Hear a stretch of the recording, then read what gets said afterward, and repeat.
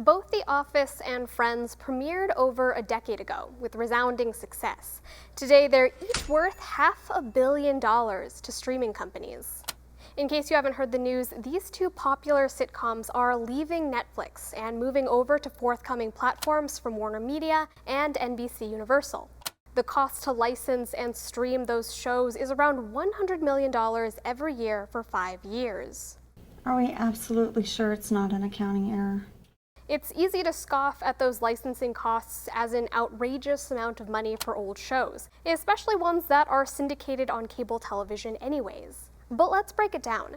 The Office and Friends are Netflix's most popular shows. Last year, they accounted for more than 7% and 4% of all the platform's views respectively.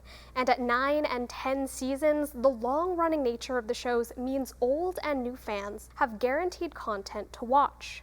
Netflix paid between $80 and $100 million to keep Friends on its platform for just 1 year, and it fought hard against Hulu, Apple, and Warner Media for the streaming rights. Netflix was smart to keep Friends and The Office as long as they could, but those deals do end, so there's going to be somebody there to snatch it up. Media analyst Rich Greenfield broke down the cost in more detail. In 2019, Netflix had more than 60 million US subscribers, which means its deal to keep Friends cost between 11 and 14 cents per monthly subscription.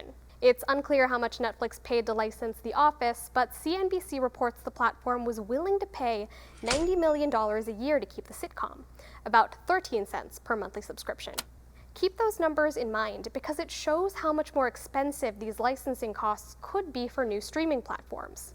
Even if Warner Media's HBO Max gains 19 million subscribers this year, about half of its current US base, then Friends will cost 37 cents per monthly subscription. If it only gains 10 million subscribers, the cost will be closer to 70 cents. I guess I just never think of money as an issue.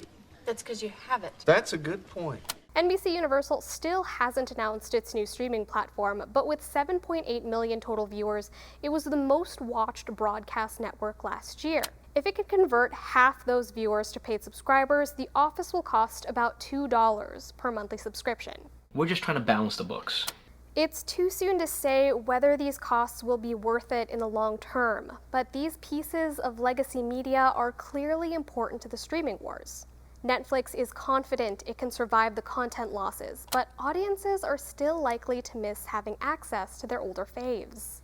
I think a show like Friends or The Office, those are shows that are like comfort food. And no matter what else is hot and what else we're watching out there, we want to know we can go watch some Friends when we just need to just kick back and just check back in with Ross and Rachel and the gang.